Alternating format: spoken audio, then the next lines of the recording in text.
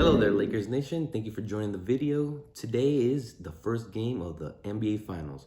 So what I'm going to cover today is just a preview of the whole series, my prediction, and we're going to talk about matchups and then going forward and maybe possible adjustments that both teams could be making. Before we start the video, go ahead and subscribe if you want further more content. I do Lakers pregame, postgame, any news typically. And for this offseason that's coming up, I'm gonna stay active with the Laker news and especially free agency and maybe a little draft preview. We have the 28th pick, I believe. So before we get going, go ahead and subscribe, like the video, and drop a comment down below. And let's go. Job's not finished. Job finished? I don't think so. What's going on, Lakers Nation? It's game day. So today we're going to talk about the Lakers versus the Miami Heat, preview of the whole series, not just game one, and my views on how the series is going to go, and talking about matchups and possible adjustments and having to face, Miami's defense, especially their zone. I think we did pretty well against zone. We struggle at times, depends on if we make our shots. They're going to try to wall off LeBron, like they did with Giannis. However, LeBron's a better driver than Giannis, in my opinion. Plus, he has an outside shot. Giannis relies way too much on his paint points. He struggles from the outside, and he's not that good at the free throw line. So, any contact and all free throw line, it's a plus for the defense because he's more than likely going to miss 1 out of 2. For the other matchups, though, they have a lot of defenders, to tell you the truth, but they're really undersized. Bam Adebayo is only 6'9". We have Dwight, we have JaVale, and we have AD. Hopefully, more than likely, we're going to start Dwight Howard, keeping it going from the previous series where he did really well against Nikola Jokic. And so, he'd probably match up well against Bam. Bam is younger, obviously, but he's smaller. Dwight's really physical. And he only has, let's say, a mid-range shot, not an outside shot per se. A little 15-footer and, versatile in the paint. But, Dwight's physicality, hopefully he doesn't pick up early fouls because of the craftiness of Bam Adebayo. But, I feel like he can keep him in check. That's the one issue that the Celtics had with Daniel Theis. He was really undersized. And the matchup wasn't really that good with Bam Adebayo.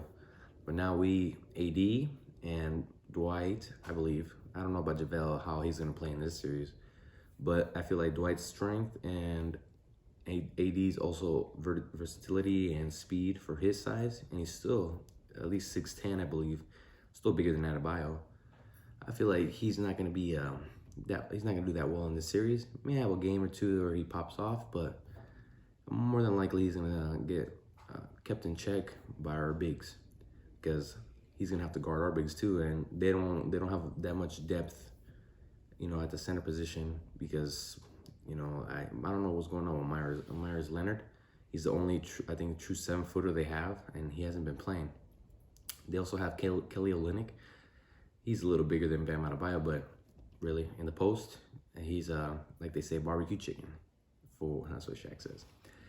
Other than that, yeah, they're defenders. They have Jay Crowder, an older Andre Iguodala, who could be key, obviously, for them if he plays well. But at his age, I don't know if he can keep up with LeBron as much as he used to back when he was with Golden State. They also have Jimmy Butler, an excellent defender. 6'7", so he has size. Jay Crowder is also pretty big and a rugged defender. And their guards, their guards are not defense oriented.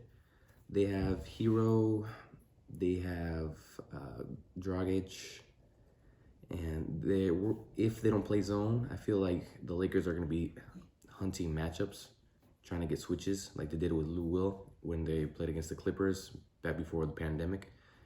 So if they don't play zone, which I think they will a lot because they're very undersized, and they're trying not to have Adebayo in foul trouble because if it's a one-on-one matchup, or it's not going to be one-on-one, but, man-to-man defense, it's definitely going to be putting a lot of pressure on Bam Adebayo to guard the bigs, either Dwight or AD, because they're probably going to put a small on AD and start Bam on Howard, or put a smaller person on Howard, which probably would be the smartest idea. He's going to be crashing into the glass pretty well. Other matchups for the Lakers, we have to make our perimeter shots. If they're going to play zone, we're going to have to move the ball around, get to the center of the zone, and get open shots, and hopefully they can drain them. Green has to step up. He has been struggling. He needs to step up. Yeah, hopefully he can, because this is a familiar spot for him, the finals. But he's been struggling this whole playoffs, so hopefully he can step up. KCP has to keep it rolling. He's been doing really good, shooting over 40% from three for the playoffs. Hopefully he can keep it going. Kuzma and Caruso, they need to start hitting their outside shot. They're younger players. I think that this is their first playoff run. There are no fans. This is where role players and young players, they will do pretty well because they don't have that pressure of the fans. It is the finals, but there's no physical fans where you feel it. Palms get sweaty and all that, but there's less pressure. Well, I can see AC and possibly Kuz doing pretty well. And I don't know about their outside shot. That's yet to be seen. But going inside, and especially Caruso's defense, his defense on Dragic is going to be really key because the Celtics couldn't contain him for some reason. First team all defense or whatever for Marcus Smart, but they couldn't contain Dragic. For Butler, he's not really an offensive force. Like he's more of a rugged defender. He'll get his points here and there, but he doesn't demand the ball. And he's not that good of an outside shooter. So he's going to be a little easier to contain, but our guards are undersized to have to guard him.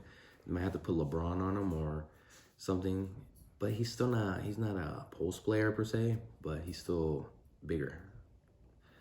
And let's see who else on our matchups. LeBron, I don't know if he's gonna feast like he did previously in the Denver Nuggets series. They didn't have good defenders.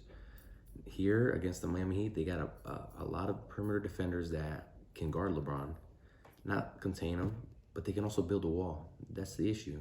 Is they did the same thing against Giannis, and this Heat team, they're really, that's their calling, is being a rough team. And it's Eric Spoelstra, Coach LeBron, might have a little bit of insight on what to do to slow him down a little bit.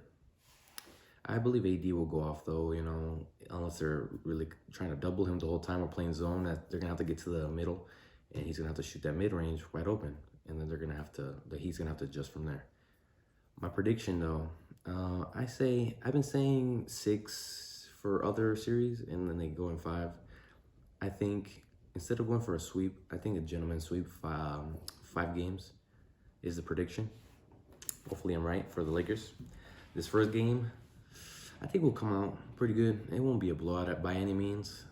It'll be a close game, but depending on if we can get that shot going. Rondo's been shooting really well. Can we expect that to continue? I don't know. Are they gonna, if they're playing zone, are they just gonna leave them wide open and wall off on LeBron and focus on other players? Probably. That's the only issue that I'm a little afraid of, is leaving Rondo wide open and having him, make the shots. And I have my confidence is not, playoff Rondo. Yeah, okay, but shooting, he's always struggled. I think he's a career 32% shooter from 3, and that's not that good. Actually, Lakers Nation, this is gonna be a personal battle between Pat Riley and LeBron James.